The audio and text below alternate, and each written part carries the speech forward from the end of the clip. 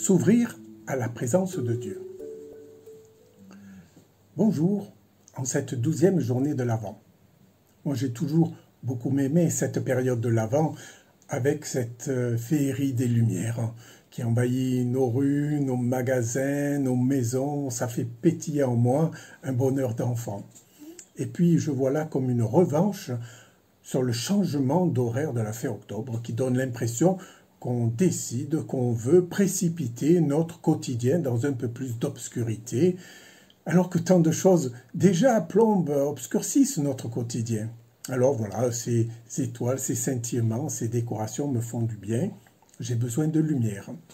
Et dans le récit de ce premier appel de ce jeune Samuel, qui deviendra un des plus grands prophètes du Seigneur, eh bien, ce récit est introduit avec plusieurs mentions redondantes de cette obscurité, cette lumière qui s'affaiblit. Et cela renvoie à une présence qui s'amoindrit, à une parole qu'on n'entend plus. C'est celle de Dieu. C'est en cela que ce texte n'est pas loin de notre contexte. Or, on le sait depuis longtemps, depuis le premier matin du monde, parole et lumière y vont de pair. Il fait sombre quand personne ne parle. Mais ce récit nous dit aussi qu'il fait sombre quand personne n'écoute.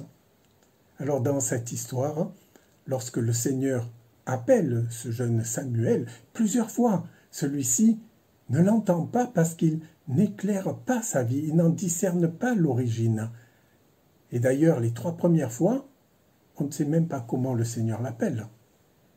Mais lorsque le prophète Élie lui dit « Peut-être c'est le Seigneur qui te parle », lui donne une origine, un sens, une direction vers où se tourner, alors il entend la voix du Seigneur qui l'appelle.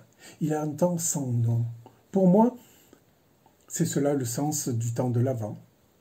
C'est ce qui illumine pour moi notre chemin. Petit à petit, entendre de plus en plus précisément l'appel du Seigneur, celui qui nous parle. Là, notre route peut s'éclairer, l'entendre, l'appeler par notre nom et illuminer notre chemin. C'est une source de lumière éclatante dont nous avons besoin et vers laquelle nous avançons. Bientôt, dans une crèche, nous verrons l'origine de cette parole d'amour, de cet appel personnellement adressé. C'est l'Emmanuel, Dieu avec nous, le Christ qui nous le donne. Alors je vous souhaite un bon chemin de l'Avent.